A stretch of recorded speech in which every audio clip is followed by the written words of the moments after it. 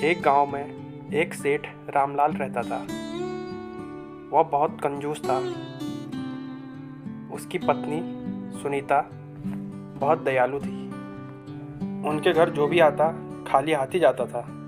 एक दिन सुनीता सेठ से बोली, है जी, पास में कुछ गरीब लोग बैठे हैं, क्या मैं उन्हें कुछ खाने के लिए दे आऊं?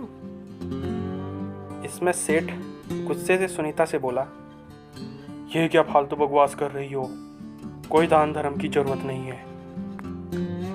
एक दिन उनके घर एक बूढ़ा व्यक्ति आता है तथा सुनीता से बोलता है, बेटी, हो बेटी, सुनती हो बेटी, बहुत दिन से भूखा हूँ, कुछ खाने को दे दो।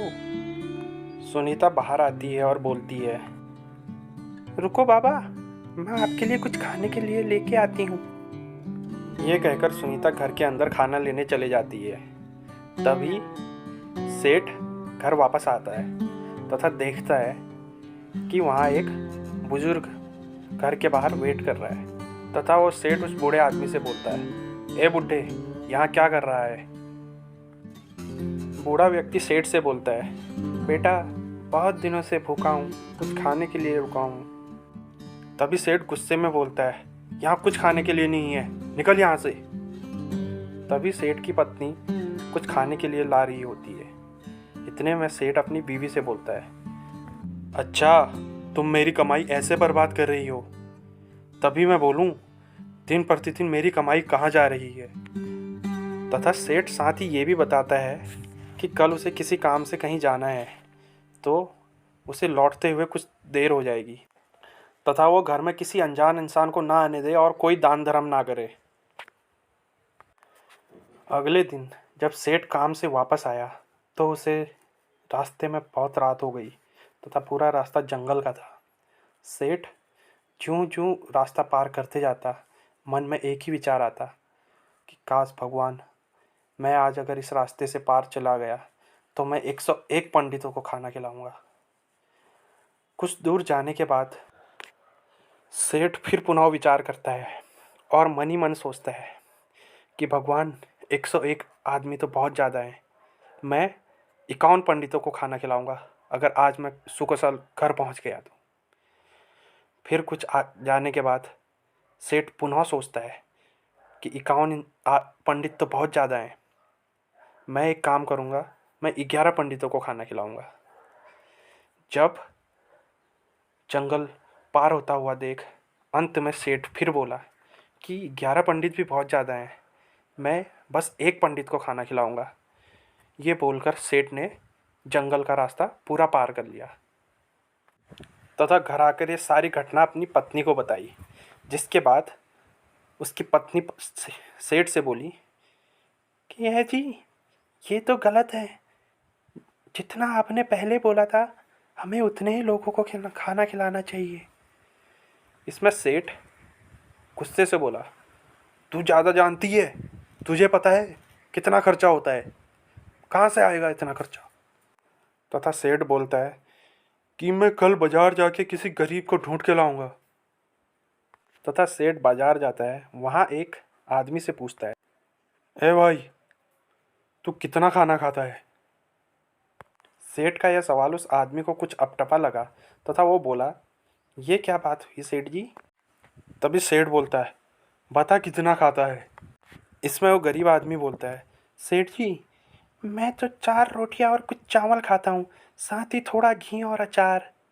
सेठ उस गरीब से बोलता है, यहाँ सबसे कम खाना कौन खाता है? वो आदमी उस सेठ को उस पंडित के पास भेजता है जिसका नाम शोभन लाल होता है तथा उसे वो दूसरे दिन भोजन के लिए आमंत्रित करता है। घर जाके सेठ अपनी बीवी से बोलता है, आज एक पंडित आएगा, उसे खाना खिला देना।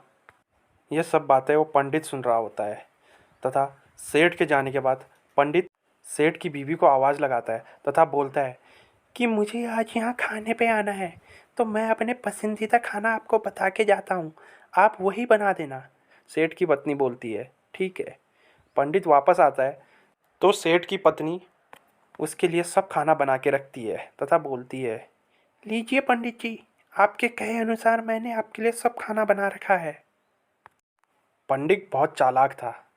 वह अपने साथ घर से एक डब्बा लेके आया था तथा वो कुछ खाना एक प्लेट में भगवान के लिए भोग के लिए रख लेता है तथा एक प्लेट में अपने लिए रखता है तथा साथ ही सेठ की पत्नी से बोलता है, सेठायन, ये भोग पे कुछ दक्षिणा चढ़ा दीजिए। आप एक सोने का सिक्का ले आइए, तभी आपकी पूजा पूर्ण होगी।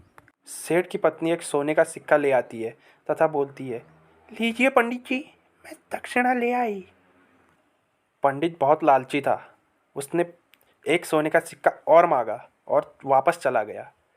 जब कुछ समय बाद सेठ अपने काम से घर वापस लौटा तथा उसकी बीवी ने उसे बताया कि पंडित जी ने 2 सोने के सिक्के ले लिए। सेठ गुस्से में, तथा पंडित ये सब कुछ जानता था कि जैसे ही सेठ को ये सब बातें पता चलेंगी वो तुरंत वापस मेरे घर की तरफ आएगा। और उसने अपनी बीवी को एक तरकीब बताई जिससे सेठ ये पैसे वापस ना ले जा सके। सेठ गुस्से से लाल उस पंडित के घर की तरफ दौड़ा। रास्ते में जाते जाते ये सोच रहा था कि उसे ये पैसे पंडित से वापस कैसे लेने हैं। जो ही उस पंडित के घर पहुंचा, उसने आवाज़ लगाई, पंडित, ए पंडित, किधर है, बाहर आ। इतने में सेठ की बीवी बोली, अरे इन्हें क्या हो गया, अभी तो अच्छे खासे थे, पता नहीं इन्होंने क्या खा लिया। आप ही के तो घर आए थे, पता नहीं आपने इन्हें क्या खिला दिया, अरे बचाओ कोई। इतने में सेठ डर के वहाँ से भागने लगता है तथा उस पंडिताइन से बोलता है, अरे पंडिताइन, चुप हो जा, मैं तुझे और सोने के सिक्के ला के दूंगा। तथा सेठ अपने घर की तरफ जाता है और सोने के सिक्के लेने के लिए। तभी पंडित पुनः उठता है और अपनी पत्नी से बोलता है, ये सेठ बहुत लालची है, आज पड़ा है सही हाथों में, ठीक हुआ इसके साथ।